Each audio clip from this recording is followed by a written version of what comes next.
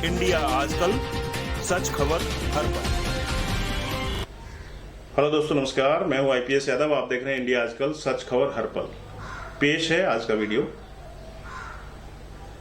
एक तो भूख और दूसरी काम वासना, ये दोनों ही स्वाभाविक हैं। ओशो। भूख और काम वासना पर ओशो का बेहद ही खूबसूरत प्रवचन, क्योंकि उससे ही तो तुम पैदा हुए हो, उससे ही मनुष्य पैदा हुआ है। उसको भी पकड़ लिया पंडित पुरोहितों ने। दबाओ काम वासना को तो ब्रह्मचर्य का बड़ा मूल्य हो गया। अपनी काम वासना को बिल्कुल दबा डालो, एक तो तुम महान पुरुष हो गए। दबी रहेगी भीतर, आग की तरह सुलगती रहेगी भीतर, लेकिन दबा दो गहरे में, अपने अचेतन में। वह तुमको सड़ाएगी, वहां से तुम्हारी आत्मा को गंदा करेगी। जितनी दबी हुई काम वासना आत्मा को गंदा करती है और परमात्मा से दूर करती है, व्यक्ति को उतनी कोई चीज नहीं करती।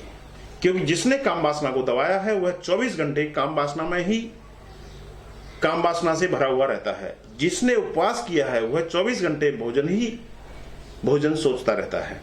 रात सपने में भी उसको भोजन के सपने दिखाई देते हैं।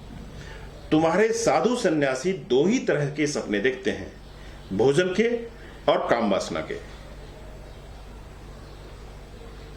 या तो सुंदर स्त्रियां उन्हें सताती हैं सपने में। अब किस सुंदर स्त्री को पड़ी है कि वह उसको सताए? और यह कोई नई बात नहीं है। आजकल के कलयुग के साधुओं के संबंध में सच हो, सतयुग के साधुओं के साथ भी यही सच था, और भी ज्यादा सच था। अप्सराएं सताती थी उनको। आकाश से उतर उतर कर किस अप्सरा को पड़ी है ये सब? ये रूखे सूखे कंकाल ऋषि मुनि वर्षों से नहाए नहीं, धोए नहीं, लक्स टॉयलेट साबुन का नाम नहीं सुना इन्होंने। इनके पास आओ तो बदबू आए। ये पसीने धूल दमा से भरे हुए, इतने से इनकी तृप्ति नहीं होती। और राख लपेटे हुए हैं, भपूत लपेटे हुए, रमाए हुए हैं। इनके बालों में जितनी जू हो उतनी किसी के बालों में नहीं हो सकती। जब पशु पक्षी तक घोंसला बना लेते हैं इनके बालों में, तो जुएं इत्यादि की तो गिनती ही क्या करनी, पिस्सू इत्यादि का तो हिसाब ही क्या लगाना। जब पक्षी में घोंसला बना लेते हैं और ये टस से मस नहीं होते, फिर कहना ही क्या। इन पर स्वर्ग की अप्सराएं मोहित हो जाती हैं। इनमें क्या देखकर मोहित होती होंगी?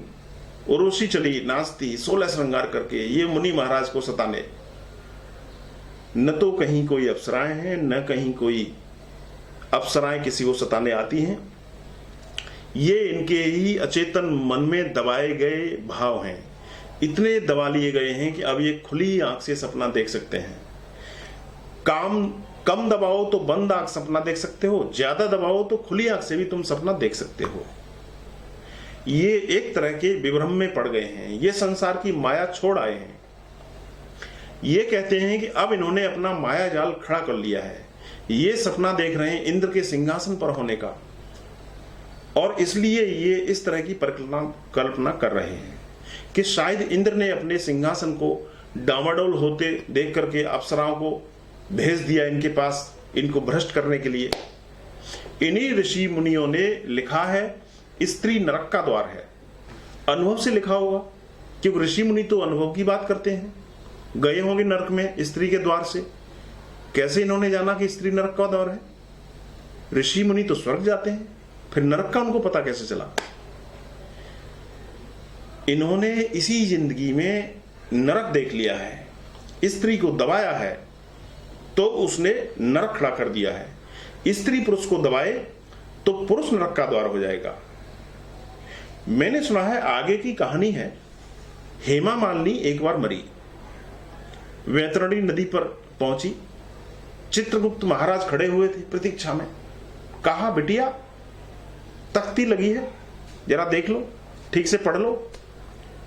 और बड़ी तख्ती लगी थी, उस पर 2 हड्डियों का क्रॉस बना हुआ था, और ऊपर एक आदमी की खोपड़ी, और अंग्रेजी में लिखा हुआ था डेंजर, और हिंदी में लिखा हुआ था खतरा, सावधान। जैसा स्पिरिट की बोतलों पर लिखा रहता है, या जहां बिजली का बहुत बड़ा वोल्टेज होता है वहां पर लिखा रहता है। नीचे बड़े बड़े अक्षरों में लिखा है कि वैतरणी पार करते समय एक बात का ध्यान रहे, उनके लिए जिनके मन में काम वासना न उठे, वैतरणी छिचली है। यानी घुटनों से भी ज्यादा पानी नहीं है। और लेकिन जैसे ही काम वासना उठी कि वैतरणी गहरी हो जाएगी, एकदम डुबकी खा जाता है आदमी। और डुबकी खाई कि गए नरक में। तो कहा बिटिया ठीक से पढ़ लो, अनेक डूब गए हैं यहां पर। हेमा मालिनी ने कहा आप फिक्र ना करें। हेमा मालिनी चली वैतरणी पार करने। आधी वैतरणी पार हो गई, तब अचानक धड़ाम की आवाज आई। पीछे लौटकर देखा चित्रगुप्त महाराज डुबकी खा रहे हैं। उसने पूछा करे बापू क्या हुआ? चित्रगुप्त महाराज ने कहा ठीक रहा है शास्त्रों में कि स्त्री नरक का द्वार है। मार गए डुबकी, चले गए नरक। तो जितना दबाओगे उतना उभरने की संभावना है। आज नहीं कल, कल नहीं परसों। और दमन अहंकार को परिपुष्ट करने की सबसे बड़ी प्रक्रिया है। सहज हो, स्वाभाविक हो जाओ, स्वस्फूर्त जीवन जियो, प्रकृति के अनुकूल सब अर्थों में।